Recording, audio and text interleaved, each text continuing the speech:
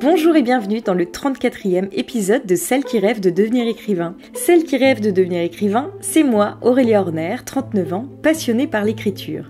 Depuis quelques années, cette activité a pris tellement de place dans ma vie que je suis en cours de professionnalisation dans le domaine, avec le démarrage très bientôt d'une formation de biographe.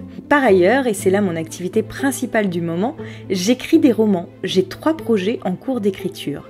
Mon tout premier, le plus ancien, celui avec lequel j'ai démarré ce podcast, c'est l'Inde de Swaraj, l'histoire d'Olivia, une jeune femme qui part en Inde pour réaliser un documentaire sur les rites amoureux d'une tribu.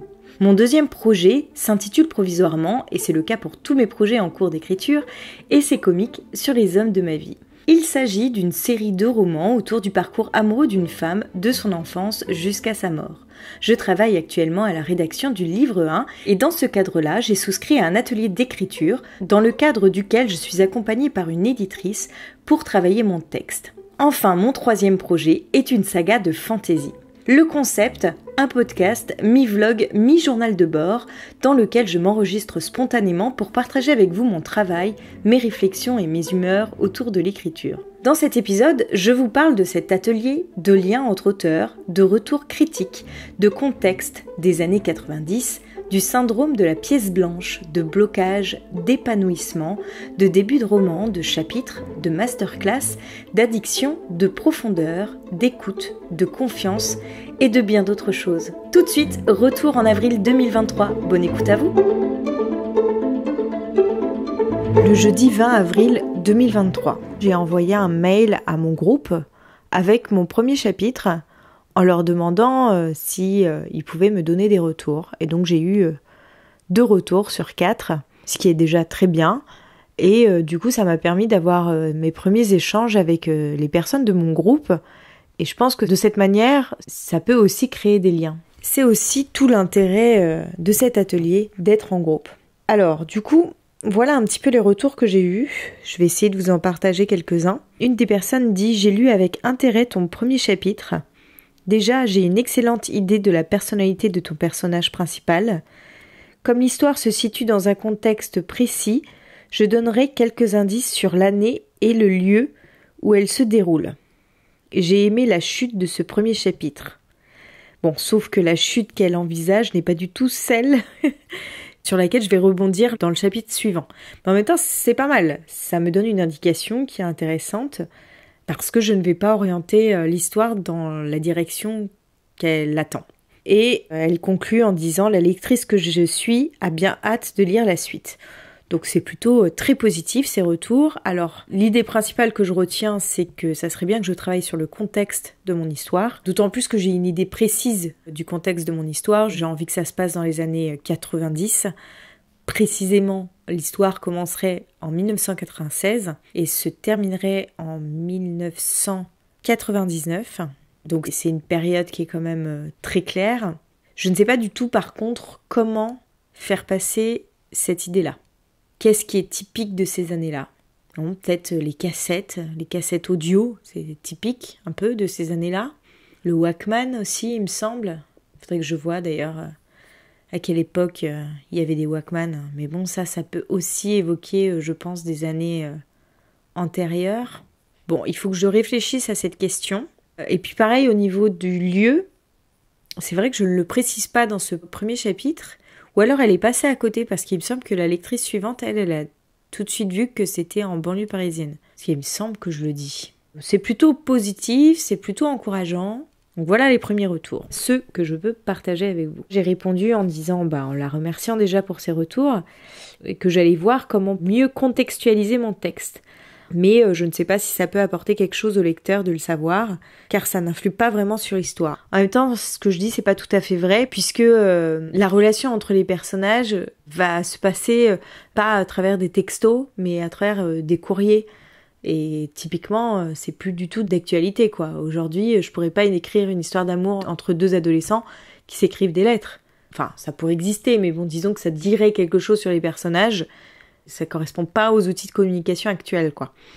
Donc ça participe aux relations entre mes personnages, les outils de communication. Donc ça va avoir une influence sur l'histoire. Donc en effet, je pense que ça serait bien de préciser un peu D'autant plus que l'idée, ça serait que toutes les personnes qui ont vécu dans ces années-là puissent un peu les revivre.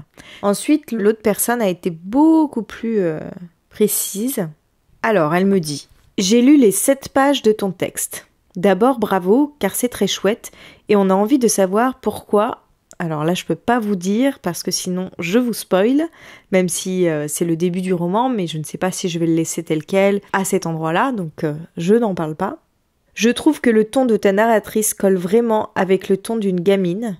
Je lui donne peut-être 11 ans et sa sœur 14. Alors là, elle tombe pile poil, puisque ma narratrice a 12 ans, donc bon, à un an près, et sa sœur a bien 14 ans.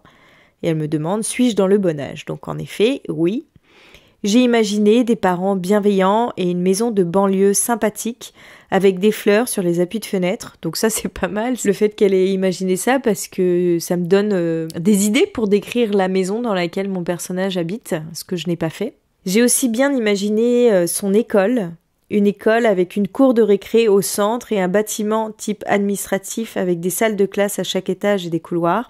Bon alors par contre je pense qu'elle ne peut pas du tout imaginer l'école que je décris, puisque en fait je m'inspire de l'école dans laquelle je suis allée, qui est un espèce de petit manoir avec un immense parc et un petit bois.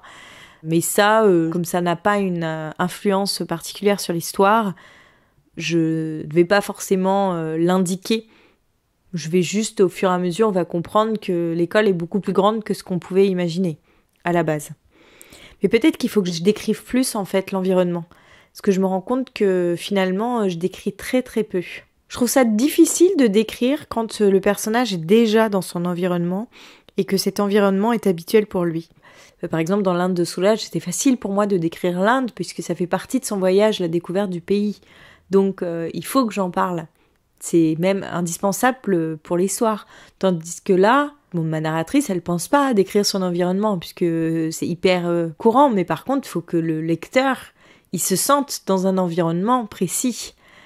En tous les cas, que je lui en donne quelques petites indications pour qu'il puisse s'imaginer dans quel lieu se déroulent les choses. Sinon, je vais avoir ce qu'on appelle le syndrome de la pièce blanche. C'est-à-dire que c'est des personnages qui évoluent dans des environnements qu'on ne peut pas imaginer puisqu'on n'a aucune indication sur ce qu'ils sont. Donc ça, je pense que voilà, il va peut-être falloir que je travaille mes descriptions. Du coup, elle me dit, j'ai aussi bien imaginé son école et ses copines. Comme la narratrice, elles sont centrées sur leurs histoires d'amour, mais aussi sur leurs relations avec leurs parents. Peut-être que ce passage à l'école est un peu trop long, car j'avais envie de savoir, un autre truc qui se passe dans ce chapitre, même si je m'en doutais un peu. Alors, je comprends ce qu'elle me dit, mais je pense que de toute façon, ce passage avec les copines, je l'ai mis là parce que j'avais besoin qu'on voit qui étaient ses copines, mais c'est vrai qu'en termes d'intrigue, il n'apporte pas grand-chose. Donc il faudrait que je réfléchisse pour le rendre un peu plus intéressant. Il faut que je l'approfondisse ça. Ou bien les détails de ce passage ne sont pas assez intenses pour que mon intention de lecteur ait eu envie de lâcher l'idée fixe de savoir ce qu'il était arrivé plus tôt dans le chapitre. Voilà.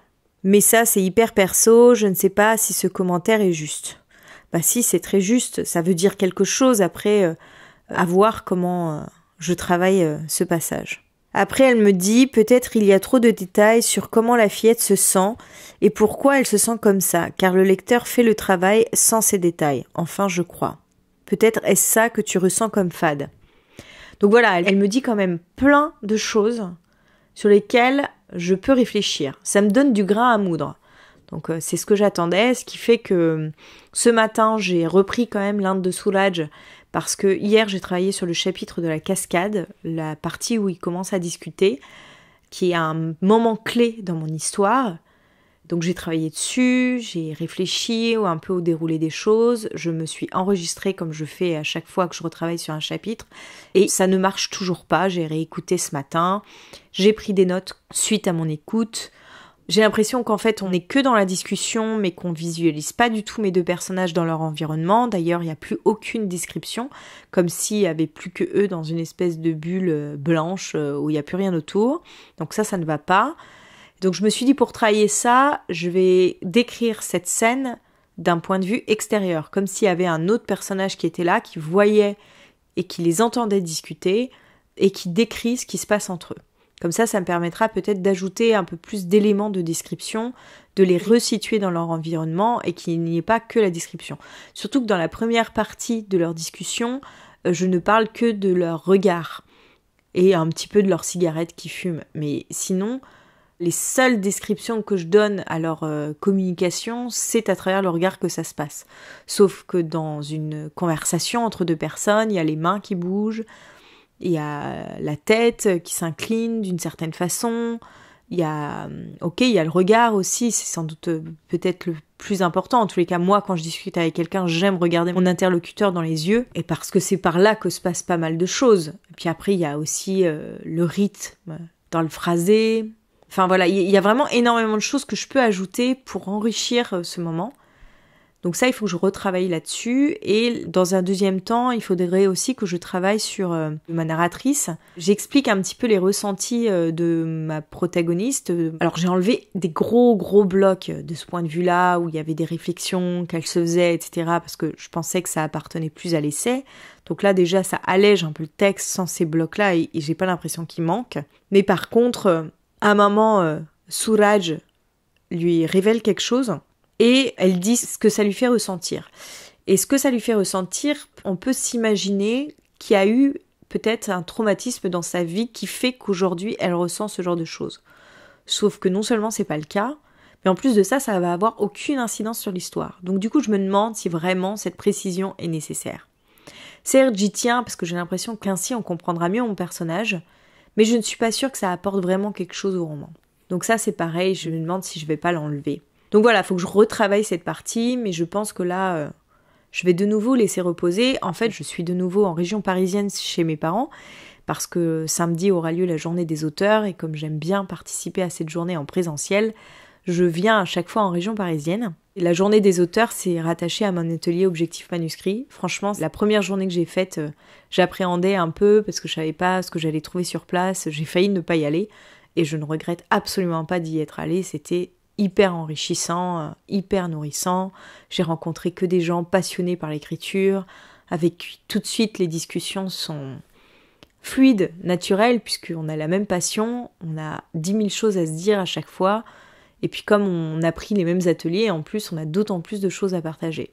C'est dommage parce que pour l'instant j'ai pas encore croisé les gens de mon groupe à cette journée, je ne sais pas s'il y en aura samedi prochain. Bref, je discutais ce matin avec ma mère parce qu'en ce moment je me sens un peu bloquée par rapport à mon écriture, j'ai l'impression que j'avance pas comme j'aimerais avancer. Donc je lui expliquais, voilà, il y a l'Inde de Soulage qui me sort par les trous de nez, j'avance pas sur l'essai comique aussi vite que je voudrais avancer avec l'atelier d'écriture parce que j'ai pas de grain à moudre. Et le troisième texte sur lequel je travaille depuis le début de l'année, qui est mon roman de fantasy, j'ose pas le reprendre parce que je l'ai abandonné là depuis plus d'1 mois, il me semble, et du coup j'ai peur d'avoir un peu perdu le fil et d'avoir du mal à m'y remettre. Et elle me disait, mais tu vois, là tu me parles de tes 3 textes, et en fait t'es bloqué dans tes 3 textes quelque part. Et c'est vrai que là, il y en a aucun qui m'épanouit. Puisque l'Inde de Soulage, bon déjà j'en ai marre de travailler sur ce texte, je me pose toujours la question s'il ne faudrait pas que je l'abandonne, ou que je le mette de côté, que je le reprenne beaucoup plus tard quand j'aurai bien plus d'expérience. Mais quand je retravaille dessus, je me prends vraiment la tête sur mon texte, quoi. C'est pas du tout un travail ludique, hein. Contrairement à mon roman de fantasy quand j'avais commencé à l'écrire, où j'étais que dans l'imagination. Et puis l'essai comics, ça remet des choses qui sont pas forcément agréables puisqu'il s'agit de matériaux autobiographiques. Et du coup, ça me fait aller sur des terrains plus ou moins sympathiques. Du coup, je ne m'épanouis plus dans mon écriture en ce moment.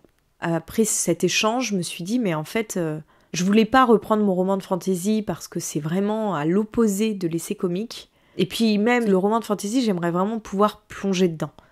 C'est-à-dire qu'une fois que je m'y remets à fond et je travaille pas d'autres textes en même temps. C'est aussi pour ça que je l'ai pas repris. Alors que l'Inde de Soulage, ça me dérange pas d'y revenir par petites touches. Mais d'un autre côté, je me dis que mon roman de fantasy, il est tellement différent de l'essai comique. Et puis en même temps, mes personnages, ils ont les mêmes âges, quand même, mes protagonistes principaux. Puisque dans mon roman de fantasy, mon protagoniste principal, il a 13 ans. Et ma narratrice dans l'essai comique, l'histoire commence quand elle a 12 ans et se termine quand elle a 15 ans. Donc on est vraiment dans les mêmes âges, hein.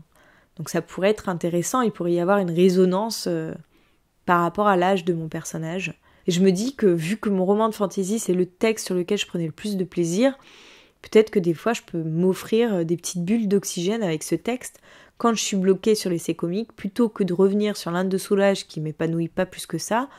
Alors c'est sûr que je vais pas plonger dans mon texte puisque ça sera régulièrement interrompu parce que je vais reprendre l'essai comique, mais d'un autre côté, peut-être que ça m'épanouira plus de travailler sur ce texte. Je peux essayer, ça ne mange pas de pain. À la base, moi j'avais envie de travailler sur un seul texte à la fois, mais bon, vu la vitesse à laquelle ça avance sur l'essai comique, je suis bien obligée de morceler mon travail sur plusieurs textes. Donc là, je pense que je vais prendre des notes sur les retours que j'ai eus par rapport à l'essai comique, et puis je vais réfléchir à ces idées-là. Je vais laisser un peu les choses infuser. Et autre chose aussi, c'est que je me pose toujours la question de mes débuts. Enfin, pour l'essai comique, disons que j'ai 2 débuts. Celui que j'ai depuis le départ, qui commence par cette phrase « Du plus loin que je me souvienne, j'ai toujours aimé les hommes ». Parce que je pense que c'est vraiment là-dessus que j'ai envie de faire tenir mon histoire. Mais sauf que l'éditrice, elle essaye de m'orienter dans une autre voie. Et l'autre voie, elle est intéressante aussi, mais elle me parle moins. C'est pas de ça dont j'ai envie de parler, en fait. Et l'autre début qui est une scène où je rentre dans le vif du sujet, où il se passe quelque chose de fort du point de vue de l'intrigue. Et je suis partagée entre ces 2 débuts. Parce que dans un, j'ai l'impression d'aller vraiment dans la direction que je veux aller, mais c'est plus un partage de réflexion avec des anecdotes rigolotes, tout ça. Et dans l'autre, on est dans le roman avec une vraie scène d'action. Ah, mais je me dis que je vais peut-être envoyer mon autre début à l'éditrice. Parce que elle peut m'aider à faire un choix peut-être. Même si j'ai bien senti qu'elle voulait plus orienter mon texte dans une direction. Mais ça serait intéressant d'avoir ses retours par rapport à mes 2 débuts. Qu'est-ce qui pour elle fonctionne le mieux et pourquoi ? Je vais peut-être lui envoyer mon autre début. Ah, ça peut être pas mal ça. Le samedi 22 avril 2023. Je reviens de la journée des auteurs, encore une fois, c'était génial, super enrichissant, toute une journée dédiée à l'écriture, avec des gens qui sont passionnés par les mots, donc des conversations toujours passionnantes, intéressantes, tellement de choses à échanger. Bon, je reviens à chaque fois, j'ai la tête en ébullition, je suis en surchauffe totale, mais c'est toujours hyper enrichissant. Donc là, ce matin, le programme a été un peu chamboulé, puisque normalement, on commence par la masterclass, et là, ce matin, on a commencé par une table ronde. L'animateur n'était pas le même que le mois précédent. C'était différent, mais tout aussi bien, tout aussi enrichissant. Il apportait d'autres choses. Franchement, j'ai beaucoup aimé aussi. Donc on a fait une table ronde. L'animateur a proposé qu'on parle de la question du chapitre. Donc ça a un petit peu dévié sur la question du chapitrage, etc. Tout le monde a partagé un peu son expérience. Chacun dit un petit peu comment il procédait, comment ça se passait dans son atelier, comment il faisait avec, qu'est-ce que c'était un chapitrage. Et donc chacun aussi a pu un peu parler de ses problématiques. Donc voilà, on a un petit peu échangé autour de ça. J'ai reçu tellement de choses que j'ai un petit peu du mal à faire le tri et de vous en parler tout de suite. Peut-être que je reviendrai dessus dans les prochains jours avec un peu plus de recul et un peu plus apaisé parce que là, il y a beaucoup de choses.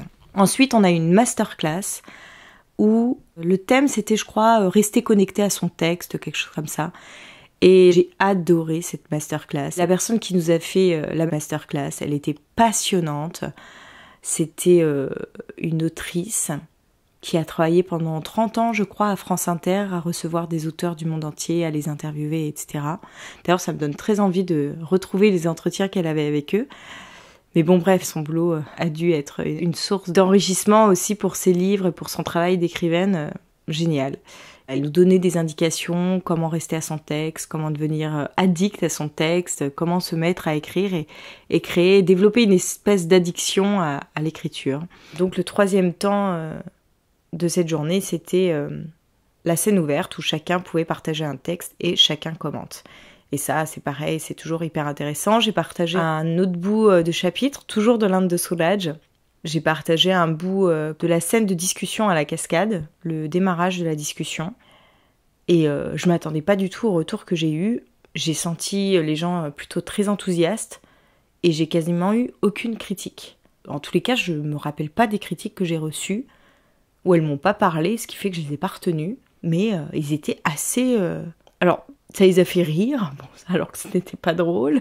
J'ai senti que tout était à sa place, quoi, la manière dont ils m'ont répondu. Alors moi, j'avais quand même un petit doute sur un paragraphe. Est-ce que je le garde ou pas ? Et tout le monde a dit « Ah, c'est hyper intéressant, faut le garder ». Bon, j'ai toujours un doute quand même par rapport à ce paragraphe parce que j'ai l'impression que ce paragraphe fait appel à un traumatisme qu'est mon personnage sur lequel je ne reviens jamais et qui n'existe pas en fait. Par contre, ce qui était très intéressant, c'est qu'en prenant le RER ce matin pour aller à ma journée, je regardais sur mon téléphone l'extrait que je pourrais lire. Et en le lisant sur mon téléphone, avec l'idée de me dire « bon, qu'est-ce que je leur lis ?», il m'est apparu plein de choses dans mon texte à corriger, que je ne voyais plus. Le fait de le voir sous ce format-là, dans la perspective de le lire à des gens, d'un coup, me sont apparus des éléments à corriger de façon assez évidente. Alors il faut que j'arrive à me remettre dans cette perspective-là, comme si j'allais lire mon texte à des gens, et en le regardant peut-être sur mon téléphone, de temps en temps, comme ça, de prendre des bouts, et de voir un petit peu ce que ça donne. Pour ce qui est de l'essai comique, bon, ces derniers temps, vous l'aurez compris, je me suis un peu déconnectée de mon texte. J'ai voulu y revenir, là, avec les retours que j'ai eus des autres membres de l'atelier. Je l'ai retravaillé, mais je suis pas très contente du résultat. Je trouve que c'est plat, c'est terne, c'est fade. Il n'y a pas de profondeur. J'ai perdu la voix qui m'amusait tant au départ. J'ai l'impression d'aller dans une direction qui n'est pas celle où je veux aller, sur les conseils de la personne qui m'accompagne. Limite, j'ai presque plus envie d'écrire ce texte, quoi. Alors là, ça me pose un problème quand même. Et je suis pas contente de moi. J'aurais peut-être dû lire le début de mon roman pour voir un peu... Mais je me dis, je vais pas lire un roman sur lequel je vais avoir des retours dans le cadre de mon atelier. Sinon, ça fait double emploi, c'est ridicule. Le dimanche 23 avril 2023.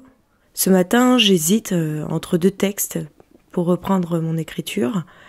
J'ai plutôt envie de reprendre l'Inde de Suraj. Après avoir lu l'extrait hier, ça m'a reboosté. Et puis j'ai l'impression que ce texte plaît. À chaque fois que je le lis, je sens mon public attentif. Je sens que ça les interpelle, qu'ils ont envie d'en savoir plus. Donc du coup, je me dis, il y a quand même quelque chose dans ce texte. C'est pas que de la merde, quoi. Enfin bon, heureusement en même temps, après tout ce temps que j'ai passé, mais je sens qu'il y a quelque chose. C'est juste que il lui manque encore l'essentiel, mais... Donc j'ai plutôt envie de reprendre ça, surtout que j'ai fait quelques petites corrections quand j'étais dans le RER pour me rendre à l'école. Ouais, je pense commencer par là, quitte après à enchaîner avec l'essai comique. Alors ce matin, j'ai repris l'Inde de Suraj, et ce que je fais, c'est que je lis mon texte sur mon téléphone en me mettant dans les mêmes conditions qu'hier, c'est-à-dire avec l'idée que je vais lire des extraits à la prochaine journée des auteurs. Ce qui fait que je vois mon texte différemment. Déjà, le fait de le lire sur un autre support me permet de le voir différemment. Et le fait de me mettre dans les conditions que je vais le lire me permet de comprendre ce qui marche pas. C'est vraiment hyper intéressant comme exercice. Alors, je pense que je vais vraiment le lire par petits bouts, comme ça. J'ai mon ordinateur sur les genoux et dès que je vois quelque chose qu'il faut que je corrige, je fais la correction en direct et je reprends la lecture sur mon téléphone. Je pense que je vais continuer de cette façon, mais pas en continu parce qu'au bout d'un moment, je me déconcentre et du coup, je ne vois plus rien. Là, par exemple, je pense que j'ai lu le premier chapitre, j'en suis arrivée à la page 7, ça suffit. Je vais passer à autre chose. D'ailleurs, je me demande si je vais pas passer à l'essai comique du coup. Hier, j'ai demandé à l'autrice qui était là s'il était conseillé ou pas de travailler sur plusieurs textes en même temps. Elle m'a dit non, aussitôt. Après, peut-être que ma question n'était pas assez précise parce que je lui ai pas précisé justement si c'était au stade de l'écriture ou de la réécriture. Quand j'en ai reparlé après avec l'animateur de la journée, en lui expliquant que moi j'étais au stade de la réécriture, il me dit que peut-être son retour n'est pas valable en ce qui me concerne parce que quand on est à la réécriture, c'est pas la même chose que quand on écrit son texte pour la première fois. Je viens d'avoir une idée, c'est-à-dire que un des moments forts de la journée des auteurs, c'est la scène ouverte. Au début, je pensais que c'était juste pour lire des textes, pas forcément de nous, ou alors des choses qu'on avait écrites mais dont on était fiers. Alors qu'en fait, on utilise ce moment pour lire des passages de nos textes qui nous posent un problème, et chacun commente. Et ça, je trouve ça génial. Moi, hier, j'ai encore lu un extrait. En fait, franchement, j'ai envie de lire un extrait à chaque fois. Bon, le problème, c'est que ça dépend du nombre qu'on est, mais tout le monde ne peut pas lire à chaque fois. Donc, la prochaine fois, si on est trop nombreux ou qu'il y a trop de personnes qui veulent lire, je pense que je devrais passer mon tour. Mais franchement, je trouve ça toujours très enrichissant. La première fois, ça m'a permis de retravailler toute une partie de mon texte qui me posait un vrai problème et de gagner, je crois, 3 pages de texte. C'était un moment de la scène de la rencontre où j'avais un flashback en plein milieu de la discussion que mes 2 personnages entretenaient et ça marchait pas trop. Même moi, j'avais toujours eu des doutes par rapport à ce passage. Et les retours que j'ai eus, c'était des retours déjà auxquels je ne m'attendais pas, des propositions qui m'ont tout de suite parlé. Et ça m'a permis de retravailler ce passage et là, aujourd'hui, j'en suis contente. Hier, j'ai lu un autre extrait qui me posait un problème. Enfin, je voulais plutôt savoir... C'est pas tant qui me posait un problème, même s'il y a encore des choses à modifier. C'était plutôt, je voulais savoir si ça faisait ressentir des choses à mon lectorat. Et les retours que j'ai eus ont été, encore une fois, hyper riches. C'était un extrait de la scène de la cascade quand ils se mettent à discuter. Et j'avais un paragraphe qui me posait question. Je me demandais est-ce qu'il n'était pas en trop. Moi, les difficultés que je voyais, je voulais voir si eux les voyaient aussi. Bon, personne m'a fait des commentaires par rapport à ça. J'ai plutôt senti qu'ils étaient tous happés par mon histoire, que c'était très clair et qu'ils ont ressenti des choses et ça leur a parlé. C'est ce que j'en retiens. Et du coup, je me dis, ce passage, il a l'air plutôt bien réussi. Il y a un extrait aussi quand mon personnage sort de l'eau, il y a les vêtements qui lui collent à la peau, elle est pas très à l'aise avec ça. J'en parle, et la façon dont j'en parle, ça a évoqué plein de choses à tout le monde. Et puis moi, je suis assez contente en plus de ce petit paragraphe, parce que je pense qu'en effet, il est très parlant.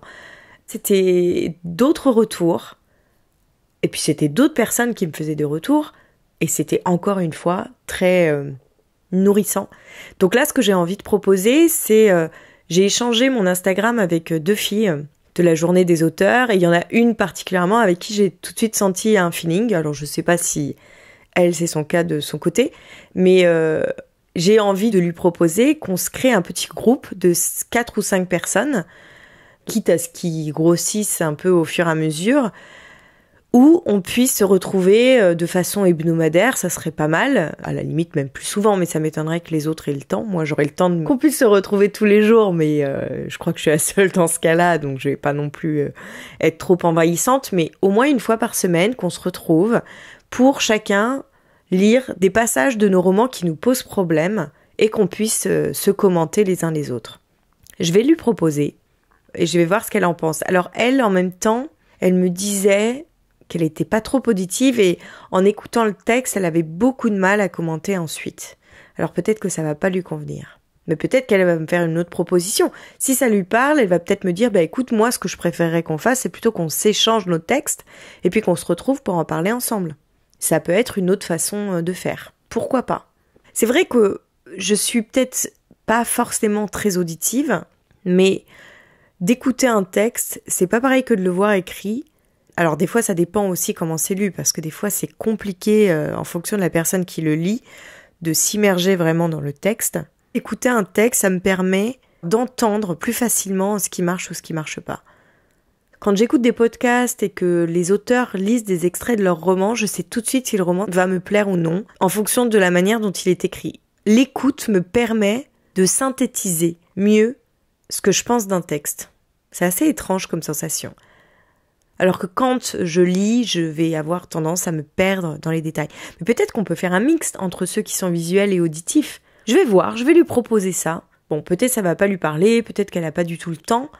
Mais je sens quand même que les personnes qui sont à cet atelier sont des personnes aussi motivées que moi, la plupart du temps. Et elles sont aussi accrochées à leur texte que moi. Et ça, c'est motivant de trouver d'autres personnes qui sont dans les mêmes dynamiques que moi. Et du coup, on a beaucoup de choses à échanger de ce point de vue-là. C'est aussi ce que je cherchais avec cet atelier d'écriture, c'était rencontrer d'autres personnes qui aspirent à publier un livre ou même à devenir écrivain.